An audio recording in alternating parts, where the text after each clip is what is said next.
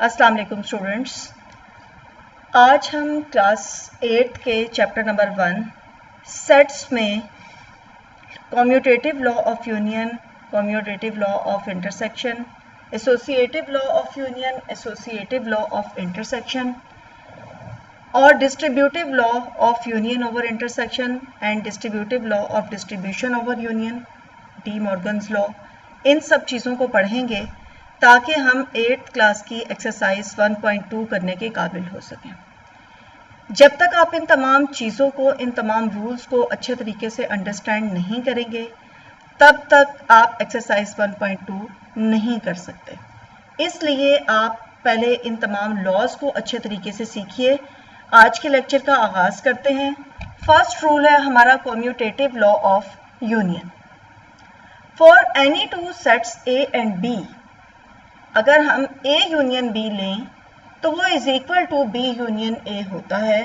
यानी जब भी हम A और B दो सेटों का यूनियन लेंगे तो जो आंसर A यूनियन B लेने से आएगा वही आंसर B यूनियन A लेने से आएगा।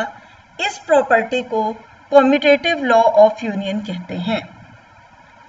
अब हम पढ़ेंगे commutative law of intersection. Intersection का आपको पता है कि इंटरसेक्शन का मतलब ये है कि दो सेटों में से कॉमन लेना। जब हम A और B का इंटरसेक्शन लेते हैं तो उसका आंसर वही होता है जो B इंटरसेक्शन A का होता है। यानी आप पहले A सेट लिखें और फिर इंटरसेक्शन का साइन डाल के B सेट लिखें, उन दोनों का इंटरसेक्शन लें, या पहले आप B सेट लिख दें और बाद में A सेट लिख दें और उस सूरत में उनका इंटरसेक्शन लें। दोनों सूरतों में आंसर बराबर ही आएगा। इस प्रॉपर्टी को कम्यूटेटिव लॉ ऑफ इंटरसेक्शन कहते हैं। अब आप इससे अगली प्रॉपर्टी देखिए, एसोसिएटिव लॉ ऑफ यूनियन। एक बात हमेशा अपने माइंड में याद रखिए कि कम्यूटेटिव प्रॉपर्टी दो सेटों के दरमियान होती है, जबकि एसोसिएटिव लॉ जो होते हैं उसके लिए हमें तीन सेट्स रिक्वायर्ड होते हैं। A, B and C, X, Y, Z, कोई भी तीन सेट हों, लेकिन ये तीन सेटों के बगैर एसोसिएटिव प्रॉपर्टीज जो हैं वो यूज नहीं की जा सकती। तो एसोसिएटिव लॉ ऑफ यूनियन का मतलब ये है कि अगर हमारे पास तीन सेट्स मौजूद हों ए, बी एंड सी, तो जब हम उन तीनों का यूनियन लेंगे तो उसका तरीका ये है कि हम उसमें से किसी दो सेट्स को पहले ब्रैकेट लगा लेंगे। यानी हम उसको इस तरह से भी लिख सकते हैं कि ए यूनियन और फिर ब्रैकेट फिर B union C is equal to, चाहे हम पहले अब दूसरी साइड पे हम ये लिख सकते हैं कि A यूनियन B को हम ब्रैकेट में लिख दें और C को बाहर लिख दें। इसका मतलब ये हुआ कि चाहे आप पहले B और C का यूनियन लें और बाद में उसके आंसर का A के साथ यूनियन लें, या आप पहले A और B का यूनियन ले लें और जो उसका आंसर आ रहा है बाद में उसका C के साथ यूनियन लें। दोनों सूरतों में आपका आंसर इक्वल आएगा। इस प्रॉपर्टी को एसोसिएटिव लॉ ऑफ यूनियन कहते हैं। इसी तरह एसोसिएटिव लॉ ऑफ इंटरसेक्शन का मतलब ये है कि अगर आपके पास तीन sets A, B and C available हैं तो आप चाहे पहले बी का इंटरसेक्शन ले लें सी के साथ और बाद में उसका इंटरसेक्शन लें ए के साथ, या दूसरी सूरत में आप ए और बी का इंटरसेक्शन पहले ले लें और बाद में सी के साथ इंटरसेक्शन लें। दोनों सूरतों में आपका आंसर इक्वल आएगा। इस प्रॉपर्टी को एसोसिएटिव लॉ ऑफ इंटरसेक्शन कहते हैं। अब मैं आपको distributive law of union over intersection और distributive law of intersection over union के बारे में बताऊंगी। अब देखें कि इसमें हमारे दोनों वर्ड्स यूनियन और इंटरसेक्शन साथ साथ यूज हो रहे हैं। अगर हमारे पास तीन सेट्स ए, बी और सी हों और हमें A union B intersection C लेना हो तो उसके लिए हम A यूनियन B इंटरसेक्शन का साइन यहाँ पर डालेंगे, A यूनियन C लेंगे। यानी इसको सॉल्व करने के लिए आपको जो प्रोसीजर करना पड़ेगा वो ये है कि पहले आप A और B का यूनियन लेंगे, फिर आप A और C का यूनियन लेंगे, फिर आपके पास जब ये दोनों आंसर्स आ जाएंगे तो आप इन दोनों आंसर्स को लिखकर उनका इंटरसेक्शन निकालेंगे। तो ये प्रॉपर्टी आपकी distributive law of union over intersection कहलाएगी। इसी तरह distributive law of intersection over union का मतलब ये है कि आप इधर इंटरसेक्शन पहले लिखें, बाद में यूनियन। देखें, इंटरसेक्शन ओवर यूनियन, इंटरसेक्शन पहले, यूनियन बाद में। अगर यूनियन ओवर इंटरसेक्शन था तो यूनियन पहले था और इंटरसेक्शन बाद में। इंटरसेक्शन ओवर यूनियन लिखने के लिए मैंने इंटरसेक्शन का साइन पहले डाला है और बी यूनियन सी के दरमियान मैंने यूनियन का साइन डाला है। लेकिन अब जब मैं इसको दूसरी साइड पे लिखूंगी, यानी राइट हैंड साइड पे लिखूंगी, तो जो मेरा इंटरसेक्शन का साइन बाहर था वो ब्रैकेट्स के अंदर आ जाएगा और जो यहाँ पर यूनियन का साइन मेरा ब्रैकेट के अंदर था वो अब मेरा इन दोनों ब्रैकेट्स के दरमियान में आ जाएगा। ये इसको लिखने का तरीका है और याद रखने की टिप है। ये टिप अक्सर टीचर्स आपको नहीं बताएंगे, लेकिन जब आप इस टिप को याद रख लेंगे तो इसके बाद कभी भी आपका यूनियन ओवर इंटरसेक्शन या इंटरसेक्शन ओवर यूनियन गलत नहीं होगा। जब भी आपको टेस्ट में या पेपर में ये लिखने के लिए आए, आपने पहले वर्ड्स को पढ़ना है कि यूनियन ओवर इंटरसेक्शन का मतलब ये है कि पहले यूनियन का साइन आना चाहिए, बाद में इंटरसेक्शन का। जब उसकी राइट हैंड साइड लिखेंगे तो जो साइन हमारा बाहर था ब्रैकेट के, वो ब्रैकेट्स के अंदर आ जाएगा और जो अंदर था वो दोनों के दरमियान में आ जाएगा।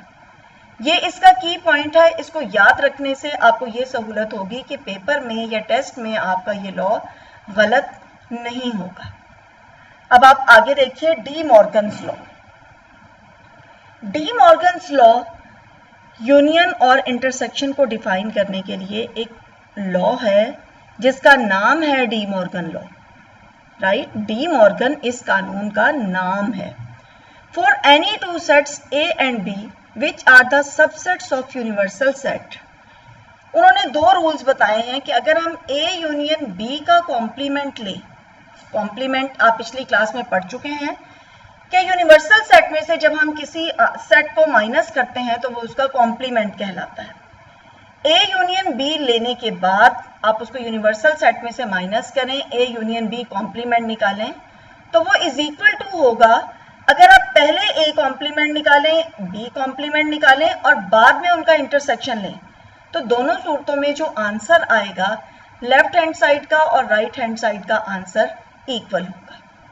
इसी तरह अगर ए इंटरसेक्शन बी लेकर आप उसका कॉम्प्लीमेंट ले रहे हैं, यानी पहले आप ए इंटरसेक्शन बी लें और फिर उसका कॉम्प्लीमेंट लें और राइट हैंड साइड पे आप ए का कॉम्प्लीमेंट जो आपने निकाला है, बी का कॉम्प्लीमेंट जो निकाला है, उन दोनों का इंटरसेक्शन लें, तो दोनों सूरतों में आपका लेफ्ट हैंड साइड का और राइट हैंड साइड का आंसर इक्वल होगा। इस लॉ को डी मॉर्गन्स लॉ कहते हैं और पेपर में अक्सर 8th क्लास के पेपर्स में ये लॉ डिफाइन करने के लिए या तो शॉर्ट क्वेश्चन में या लॉन्ग क्वेश्चन में ज़रूर होता है, इसलिए ये एक बहुत इंपॉर्टेंट क्वेश्चन है।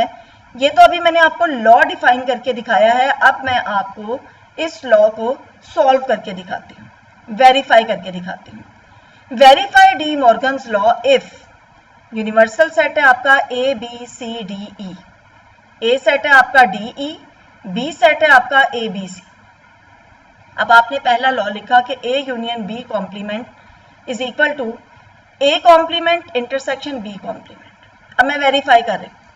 पहले मैं इसकी लेफ्ट हैंड साइड लूंगी और उसमें भी ब्रैकेट के अंदर जो मेरा कंटेंट लिखा हुआ है कि ए यूनियन बी, पहले मैंने लिखा ए यूनियन बी, मैंने ये ए सेट लिखा, यूनियन का साइन डाला, बी सेट लिखा और जब दोनों के एलिमेंट्स को मैंने इकट्ठा करके लिखा तो ए बी सी डी ई मेरा आंसर आ गया। इसका क्या आंसर आएगा?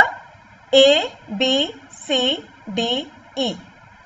अब मैं आगे चलती हूं कि अब मैं उसका कॉम्प्लीमेंट निकालूंगी। कॉम्प्लीमेंट के लिए भी मैंने आपको पहले बताया है कि यूनिवर्सल सेट में से जब हम उस आंसर को माइनस करेंगे तो वो कॉम्प्लीमेंट निकल आएगा उसका। अब मेरा यूनिवर्सल सेट था ए बी सी डी ई और ए यूनियन बी का जो मेरा आंसर निकला था वो भी देखिए यही है, ए बी सी डी ई।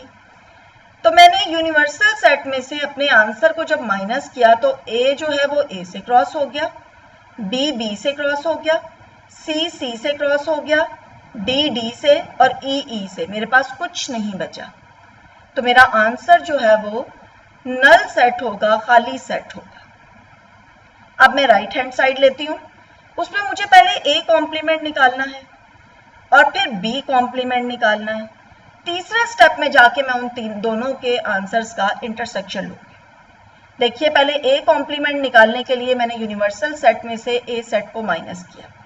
ये मेरा यूनिवर्सल सेट है, उसमें से मैंने डी ई को माइनस किया तो डी और ई कट जाएंगे, पीछे हमारे पास ए बी सी सिर्फ हमारा आंसर रह जाएगा।